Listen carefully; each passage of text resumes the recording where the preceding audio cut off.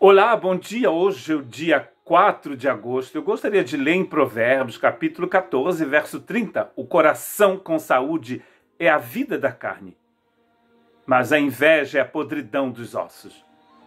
Ontem, então, nós falamos sobre essa primeira parte desse texto que fala da saúde do corpo e a saúde da alma, o coração e a carne.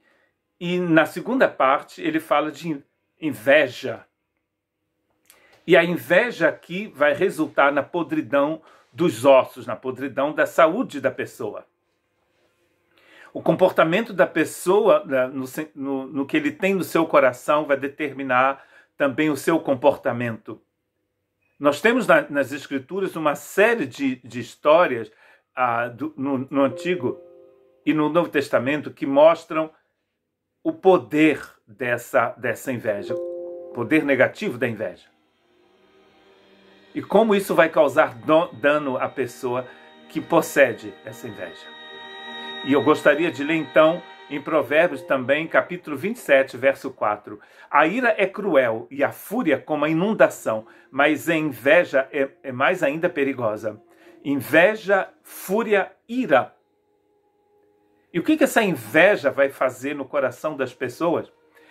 O Tiago, antes de ler Tiago, eu gostaria de ler um texto que fala sobre a história de José.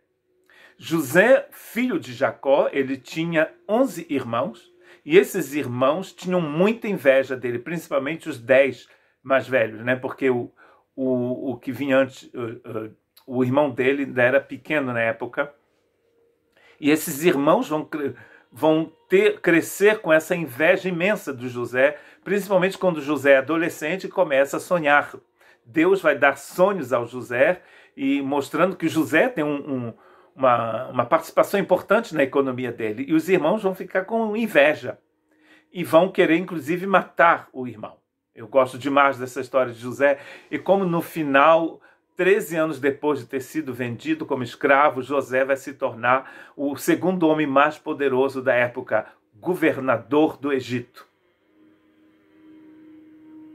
E é interessante de ver como Deus fez, utilizando inclusive a inveja daqueles irmãos para colocar José no Egito.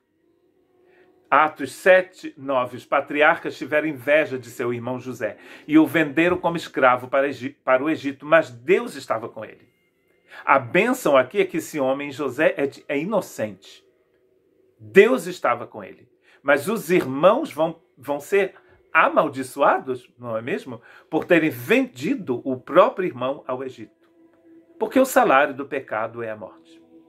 Há uma outra história na Bíblia que não vai terminar bem como a história de José, que é a história de Caim, que por inveja vai matar o seu próprio irmão. E Hebreus nos fala mais tarde que o José vai se tornar um exemplo de pessoa justa. Mas o Caim tem um fim ruim, e não só ele, mas também os seus descendentes.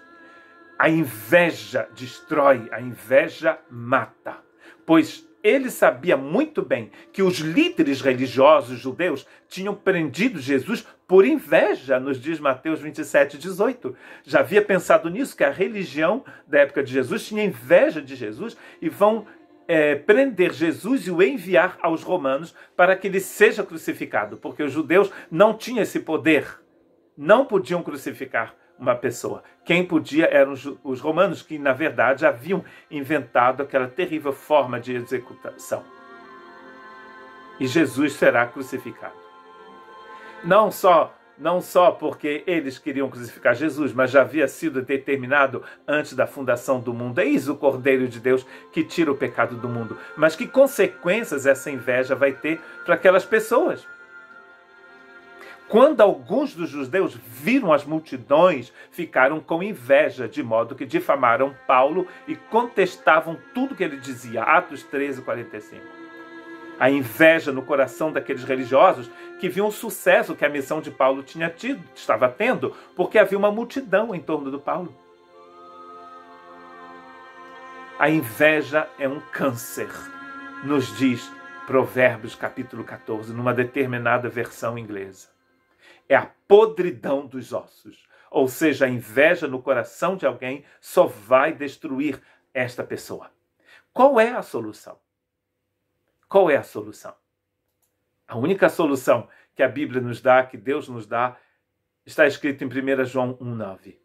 Mas se confessarmos nossos pecados, Ele é fiel e justo para perdoar nossos pecados e nos purificar de toda injustiça, porque a inveja é uma injustiça. E tudo que é injusto, tudo que não é justo, não é bom. Porque no Evangelho de Cristo Jesus, a justiça de Deus é manifestada. Quando você conhece a Cristo, você é liberto da inveja. E você vai poder viver uma vida de saúde mental, espiritual e física. Que Deus te abençoe.